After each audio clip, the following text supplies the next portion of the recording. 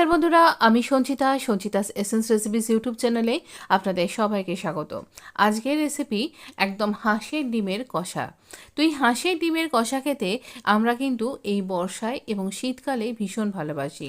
বাঙালিদের একটা সেরা খাবারের তালিকার মধ্যে এটা একটি অন্যতম বলতে পারেন। আমরা কড়াইটা খুব ভালো করে গরম করে নিয়ে এর মধ্যে তেলটা দেব।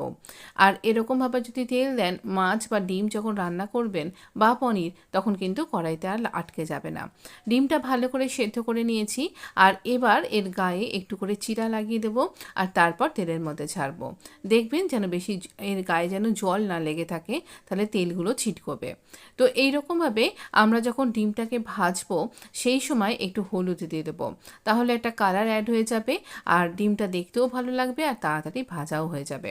ডিমটাকে খুব ভালো করে এপিট ওপিট করে সুন্দর করে গোল করে ঘুরিয়ে ঘুরিয়ে আমরা সমস্ত দিক এইরকম রং ধরা পর্যন্ত ভেজে নিয়ে তুলে নিলাম। ডিমগুলো ভাজা হয়ে গেছে। এবার এই তেলের মধ্যে আমরা এখানে কিছু মশলা অ্যাড করব। আমি এখানে অ্যাড করছি ধনে, জিরে, শুকনো লঙ্কা আর তেজপাতা। এই মশলাগুলো থেকে গন্ধ বেরোলেই আমরা দিয়ে দেবো 4খানা মাঝারি সাইজের ছোট ছোট করে স্লাইস করে কাটা, যতটা মিহি করে পারবেন স্লাইস করবেন সেই পেঁয়াজগুলো দিয়ে দেবো। এই পেঁয়াজের স্লাইসগুলো এবার খুব ভালোভাবে হাই ফ্লেমে বা মিডিয়াম টু হাই ফ্লেমে এরকমভাবে ভেজে নেব। খেয়াল রাখতে হবে পেঁয়াজ যেন পুড়ে না যায়, সমস্ত দিক থেকে যেন সুন্দরভাবে ব্রাউন কালারের হয়ে যায়। দেখুন আমার পেঁয়াজটা কিন্তু সুন্দর গোল্ডেন ব্রাউন কালার কিন্তু হয়ে যাচ্ছে। আর পেঁয়াজটা ভাজাটা কিন্তু খুব ভালোভাবে দরকার। পেঁয়াজ যত ভালোভাবে ভাজবেন আপনার ডিম কষার রং ততটাই সুন্দর হবে, আর খেতে তো দুর্দান্ত হবে।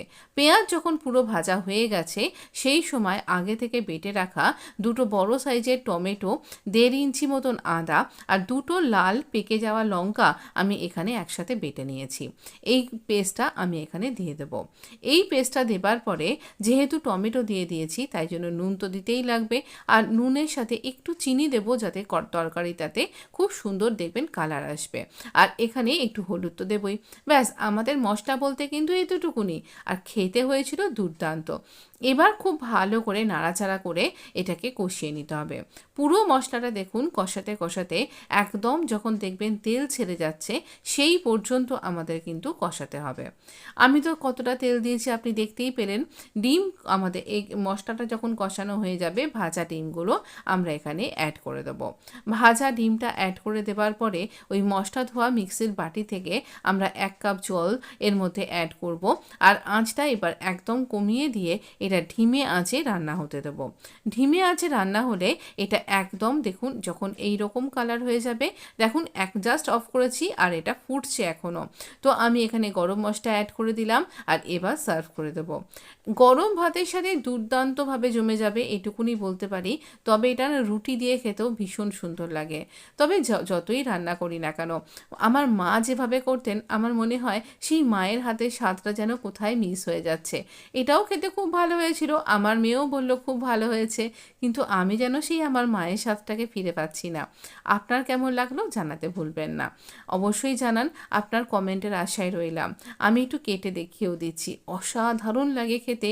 আর হাঁসের ডিম দিয়ে করলে তো ভীষণ সুন্দর লাগে।